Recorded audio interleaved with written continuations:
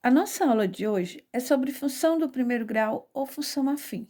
Afinal, o que é a função do primeiro grau ou função afim? Nós temos diversos tipos de função: função do primeiro grau, função do segundo grau, função trigonométrica, função modular e outras mais. O que acontece? Cada função vai se agrupando de acordo com suas características.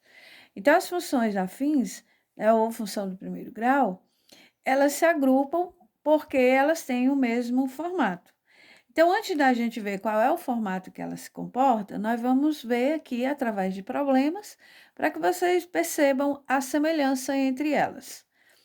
Determine, em função de x, o perímetro y do retângulo abaixo. Primeiro conceito que eu preciso saber: o que é o perímetro? Perímetro é a soma de todos os lados. Então, se é um retângulo, se aqui é 35, aqui também será 35. Se aqui é x, aqui também será x. E quem é o perímetro? Então, nós vamos somar todos os lados, ó. 35 mais x mais 35 novamente, e mais x. Vamos agrupar aqui o que tem x e o que não tem x, né?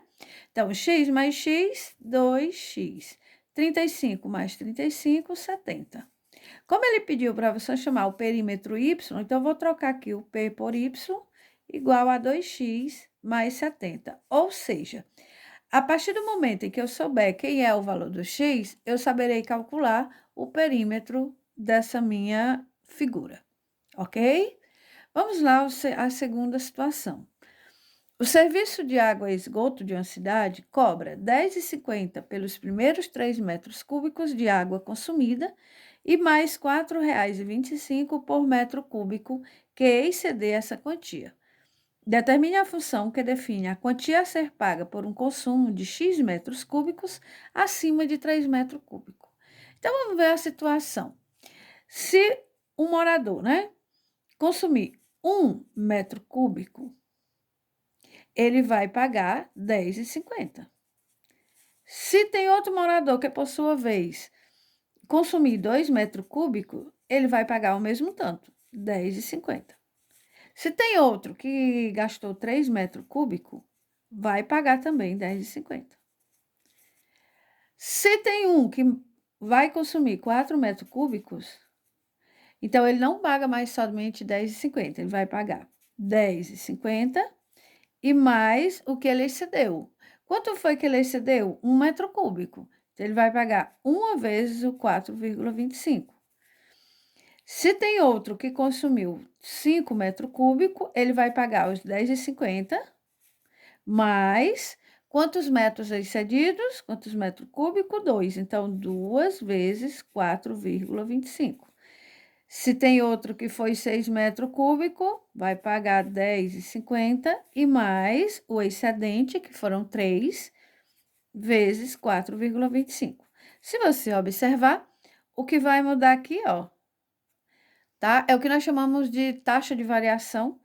Ele vai aqui, ó, mudando a quantidade que ele excedeu. Então, como seria de uma forma genérica, né? A quantia a ser paga, tá? Vai ser os 10,50 mais, como eu não sei quanto foi, quantos metros cúbicos ele excedeu, então você vai ter, ó, x vezes 4,25. Aí vamos chamar esse P de y, que seria o valor pago, tá certo? Que vai ser igual a 10,50 mais 4,25 vezes x, 4,25x. Eu coloquei aqui y apenas para ficar parecida com essa, para vocês perceberem a semelhança. Então, nós temos aqui, ó, um valor que eu quero saber, no caso aqui o perímetro, e aqui no caso o valor pago. Então, nós temos um valor fixo, 10,50, mais uma parte que é variável, tá? Que vai depender do x, ok? Então, isso quer dizer o seguinte, que toda função do primeiro grau ou função afim, ela tem o mesmo comportamento, tá certo? Qual é o comportamento dela? A função afim, ela vai ser do tipo, a gente chama f de x, tá? Ou y, vai ser A, x, ou seja, uma parte que vai variar, mais uma parte que vai ser fixa, que nós chamamos de b. Então, esse é o formato de uma função afim, ou uma função do primeiro grau. E se a gente quiser colocar as informações em um gráfico, como seria que se comporta o gráfico de uma função do primeiro grau? Como é que a gente faz? Como é que a gente procede? Primeiramente, nós vamos ver aqui de uma forma, tá? E depois nós vamos ver de outra. Essa primeira, nós vamos ter o seguinte, ó. Construa o gráfico das seguintes funções. Então, nós temos aqui a função A, f de x igual a x menos 2. Então, e nós temos aqui um plano cartesiano, que é onde nós vamos colocar o nosso gráfico. Ou seja, nós vamos montar pontos, localizar pontos, e depois nós vamos juntar esses pontos para ver como é que ela fica. Para isso, nós vamos atribuir valores para o x, tá? Eu vou colocar aqui menos 2, menos 1, 0, 1 e 2. Pode ser outros valores? Pode, sem nenhum problema. E aí, você vai pegar os valores do x e vai jogar dentro da função. Então, aqui nós temos a função, ó, y igual a x menos 2. E aí, depois nós vamos montar o par ordenado, ok? O primeiro valor do x, ou seja, do eixo x, e o segundo valor será do eixo y. Então, vamos lá. Se o x for menos 2, o y será igual a... Substitua o valor do x, menos 2 com menos 2. Menos 2 com menos 2, menos 4. Então, nós temos aqui o menos 2 e o menos 4. Vamos trocar agora o valor do x por menos 1. Então, y é igual a menos 1 com menos 2, que dá igual a menos 3. Então, segundo parzinho, menos 1 e menos 3. Se o x for 0, o y será 0 com menos 2, que dá igual a menos 2. Então, parzinho, 0 e menos 2. Depois nós temos, se o x for 1, y é igual a 1 menos 2. 1 com menos 2 dá menos 1. Então, 1 parzinho com menos 1. Se o x for 2, o y é igual a 2 menos 2 igual a 0. Então, parzinho, 2 e 0. Aí, o que é que nós vamos fazer? Nós vamos localizar esses pares ordenados no plano cartesiano. Então, vamos lá. Se o x for menos 2, então no eixo x, o menos 2, o y será menos 4. Então, você vem para cá e vai marcar o ponto. Se o x for menos 1, o y é menos 3. Então, vamos lá. Temos o segundo ponto. Se o x for 0, o y é menos 2. Aí, eu tenho que ter cuidado. Quando um dos valores é 0, você vai observar o valor que não é 0 para você marcar. Onde? Nos eixos. Então, sempre que um dos valores for 0, ele será marcado no eixo. Qual dos eixos? Depende do valor que não é nulo. Aqui, no caso, quem não é nulo é o y. Então, é no eixo y que você marca. Segundo ponto, se o x for 1, o y é menos 1. Então, aqui... Próximo ponto, novamente, ó, um dos valores é 0, só que agora quem não é 0 é o x. Então, eu vou lá no eixo x e marco o meu ponto. E aí, então, você traça o seu gráfico. Ok? Vamos lá, então, o próximo. Se a função é menos x mais 1, então, nós vamos ter... Eu vou usar os mesmos valores. Menos 2, menos 1, 0, 1 e 2. Você diz assim, posso usar outros valores? Pode, tá? Sem nenhum problema. Mas vamos usar esses aqui que são mais próximos do eixo, tá? Da origem, para não se distanciar tanto. Então, nós vamos ter aqui, quem é o x? Menos 2. Então, menos, espera aí, já tem um menos e vem outro menos. Então, deve vir dentro do parênteses, tá? Então, menos com menos, mais 2... mais 1, que dá igual a 3. Então, menos 2 e 3. Se o x for menos 1, o y é menos, abre parênteses, menos 1, mais 1. Menos com menos, mais 1 mais 1 dá igual a 2. Então, menos 1 e 2.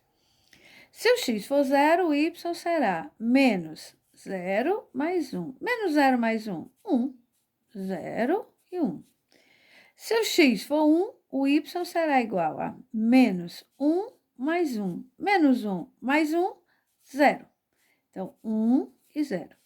Se o x for 2, o y será igual a menos 2 mais 1, que dá igual a menos 1. Então, 2 e menos 1.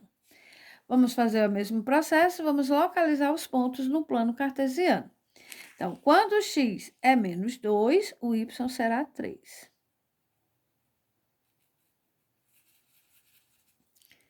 Quando x é menos 1, o y será 2. Quando x for 0, o y é 1. Então, eu vou marcar no eixo y no 1. Quando x é 1, o y é 0. Então, agora eu vou marcar no eixo x, ó. Aqui. E quando x for 2, o y é menos 1.